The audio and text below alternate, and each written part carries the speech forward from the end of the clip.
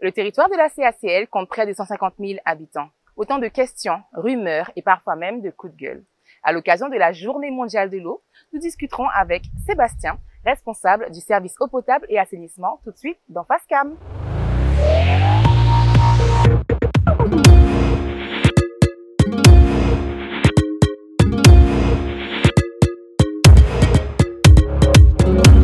Ça tourne.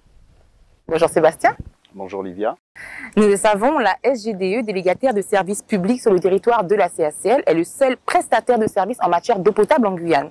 Je cite, la SGDE n'est pas une société publique, c'est une boîte privée. Elle fait ce qu'elle veut. Qu'as-tu à répondre à ce tweet? Alors, la SGDE est effectivement une société privée. C'est une société avec laquelle on a ce qu'on appelle une DSP, un contrat d'affermage. C'est un contrat qui dure 12 ans.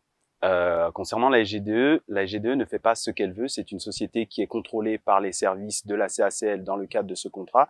Et ce n'est pas la seule société qui aurait pu répondre au marché.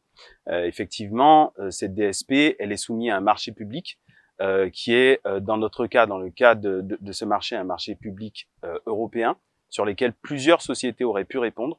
Une seule société a répondu et donc la SGDE n'est pas livrée à elle-même et elle ne fait pas ce qu'elle veut dans le cadre de la gestion de l'eau potable. L'an dernier, nous étions confinés en raison de la crise sanitaire et de nombreux usagers se plaignent d'augmentation considérable de leurs factures d'eau durant cette période. D'ailleurs, cela a suscité de nombreux coups de gueule.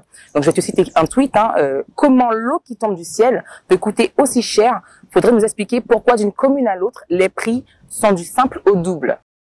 Alors, effectivement, suite aux conditions sanitaires qu'on a pu connaître l'année dernière, on a effectivement été confinés. Les gens sont restés chez eux et donc il y a eu des consommations en eau qui ont été plus importantes que celles qu'ils avaient l'habitude de connaître. On a entendu ces coups de gueule. Ces coups de gueule nous ont entraînés, nous, à nous reposer des questions et effectivement, on a eu un certain nombre de questions et d'échanges avec la SGDE sur le sujet. Donc, le dispositif est en train d'être mis en place. Qui couvrira une partie de la population, qui ne touchera pas toute la population, mais une partie de la population. Ce dispositif, il faut savoir que c'est un dispositif exceptionnel qui vient en relation avec tous les autres dispositifs exceptionnels que nous avons pu mener pendant la crise sur le volet de l'eau, en ce qui concerne le prix de l'eau. Alors, sur la CACL, et je ne parle que pour le territoire de la CACL, le prix de l'eau est le même sur l'ensemble des communes. Ce tweet se réfère peut-être à des prix différents sur des communes hors territoire CACL, des prix qui ne sont pas de notre responsabilité. En tout cas, ce qui nous concerne, il y a un prix unifié sur l'ensemble du territoire. La dernière partie du tweet nous pose la question du prix de l'eau. Ce n'est pas l'eau qu'on paye, mais c'est le traitement de l'eau. Une eau qui tombe du ciel, effectivement, c'est une eau qui nous paraît en tout cas abondante, mais elle n'est pas traitée et elle n'est pas potable.